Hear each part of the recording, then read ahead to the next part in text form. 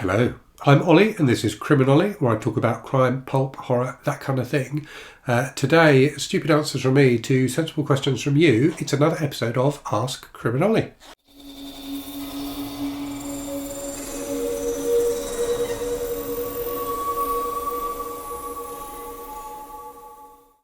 So if you've never seen an episode of Ask CriminOlly before, it's literally what it says on the tin. So people ask me questions and I answer them in the video.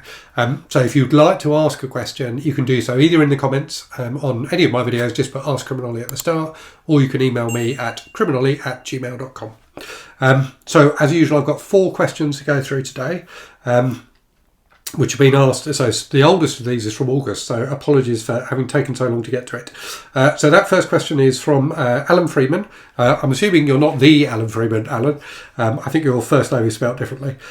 So the question is, I DNF'd Joe Hill's Nosferatu. I got about halfway. It was not holding together for me. It was jumping forward in time, and it didn't seem to have a character I could care about enough to follow it. Should I try and finish it? So I think my answer to this is no. So personally, I enjoyed Nosferatu. I didn't think it was amazing, but I thought it was a pretty good book. I think I gave it 4 stars. It gripped me. I thought it had some interesting ideas in it, and I enjoyed it all the way through.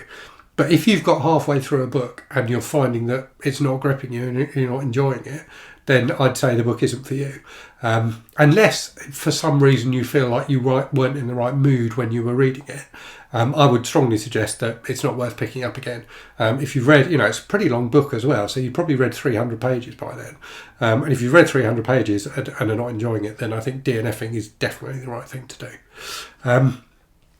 Okay, so the next question, and I should say the last question, is a really deep question, and I haven't quite decided how I'm going to answer it yet. So we'll see if I figure that out by the time I get to it. Okay, the next question is from Benjamin Thorne. Do you have any Basil Cooper or Ramsey Campbell books?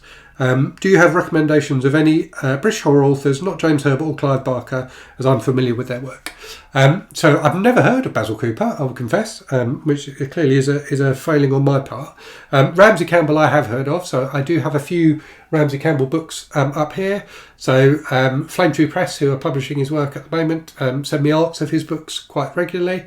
So I've got a few of those. I've got a copy of his short story collection, I think it is Midnight Sun, and I've also got a couple of his novels hanging around somewhere, including his first one, The Doll Who Ate His Mother. So I haven't read a huge number of Ramsey Campbell books, but all the ones I've read I have enjoyed. So his more recent stuff that I've read I really liked. So he's writing this trilogy at the moment, and I think I've read the first 2 books in that and enjoyed both of those. The Doll Who Ate His Mother I think is fantastic. So really atmospheric and dark, and I think that the opening for that book, which involves kind of a car accident and a body part going missing, is just incredibly creepy and macabre in a wonderful way. So I do think Ramsey Campbell is a really, really good writer. In terms of other British horror writers, I think there are a number that are really good. So I've really enjoyed books by Mark Morris, I think is really good. Stephen Laws is really good. So both authors who were biggest kind of in the 80s. Stephen Gallagher is another one I really like. Sean Hudson, so I've done a video on Sean Hudson in the past. So he writes kind of very over-the-top, gory horror novels, but I think he's absolutely brilliant. Really, really like Sean Hudson. So those would probably be the ones that immediately leap to mind. I'm trying to think if there are any more recent British horror authors that I've really liked. My formative years reading horror were in the 80s, so I think I always tend to gravitate back to authors from that period. But yeah, do look out for, if you've not seen it already, Benjamin, I'm doing this series where I'll be doing probably one a month of reviews of British horror books. So I've done one already, which was of a Dennis Wheatley book, and I've got a review of James Herbert's The Rats coming up this month.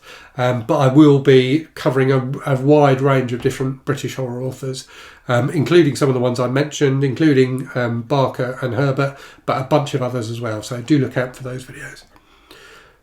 Okay, next question then is from Peter at Songs from the West Coast.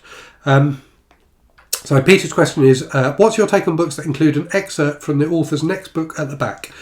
Do you read the excerpt? I personally never do. If I didn't enjoy the book, then I'm probably not reading, probably not interested in reading the author's next work. If I did enjoy the book, then I'm probably going to read it anyway. I completely agree with this. So I think that those excerpts at the back of a book always feel like a bit of a con to me. They particularly seem to put them at the back of short books, so you feel like you're getting a longer book when you buy it than you actually are.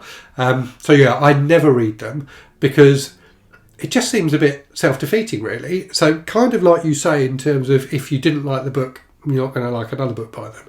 And if you did like the book, you're probably going to read the other book anyway. But also, they tend to be like the first chapter or something like that, which could be, 20 pages. I don't want to read 20 pages of a book that I'm then not going to be able to continue reading unless I go out and buy a copy. And then when I do get around to buying a copy, I'm probably going to want to reread that first 20 pages. So it kind of feels like a waste of time in that regard. So yeah, it's definitely not something I do. I completely agree with you, Peter. I think it tends to be slightly deceptive and manipulative on the part of publishers. And yeah, not something I'm into at all. Okay, the final question then is the deep question, which is from Tony Grego. And Tony's question is, what are your thoughts on religion in general, and do you believe that God and an afterlife exist?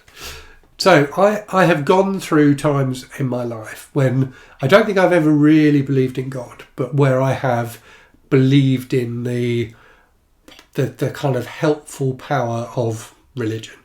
And I think where I am right now in my life is not really feeling that. So I don't practice any religion. I was raised, kind of loosely raised as a Christian. So my mother is kind of Christian, Church of England. My dad is very strongly atheist. And I've definitely ended up much more on the atheist side of things. I don't believe in a supreme being. I don't believe in an afterlife. I believe we are here for the amount of time we're here on Earth, and after that there is nothing. And nothing, not in a negative way, nothing in just the absence of everything. So the absence of happiness, the absence of joy, but also the absence of pain and of sadness. So just a complete lack of existence, which I think is not necessarily a bad thing. And in terms of my kind of personal philosophy for life, which isn't necessarily religious, but probably bears a resemblance to the teachings of many of the major religions, is just basically to try and be a good person and not do harm to others, and to try and help other people along the way. And the more good things you can do while you're alive, the better life you will have lived, and the more ready you will be for that eternal nothingness at the end of it, because you will have lived a full and worthwhile life. And so fading away into nothing, in many ways feels like the right thing to do, once you have lived your life. That was very deep, wasn't it? Sorry. Hopefully that makes some kind of sense. Do let me know in the comments, what your views on that are. Okay, time for a random book from the shelves. So as some of you will know, I'm kind of embarking on reading The Complete Adventures of Sherlock Holmes by Sir Arthur Conan Doyle. So I thought I would pluck this one off the shelf. So this is a Sherlock Holmes novel, not by Arthur Conan Doyle, by the British author Anthony Horowitz. And I think Horowitz is a pretty good writer. I've enjoyed a number of books I've read by him. I've also not enjoyed some books by him. But The House of Silk I thought was a really good home story, but also a really good novel about Victorian London and the nasty, exploitative side of Victorian London. So I thought Horowitz did a really good job with this. I really didn't like Moriarty, which was his follow-up to this, which I just couldn't get into at all. But yeah, this one I thought was very good. And if you've not read it and you're a Holmes fan, I'd definitely check it out. As always, thanks very much for watching. If you've got any questions, you ask me. And as you've seen from that series of questions, they can be about literally anything. Then, as I say, either leave a comment in on one of my videos with Ask CriminOlly at the start, or email me at criminolly@gmail.com. But as always, thanks very much for watching. Hope you're safe and well out there. Hope you're reading good stuff, and I'll speak to you again very soon. Cheerio.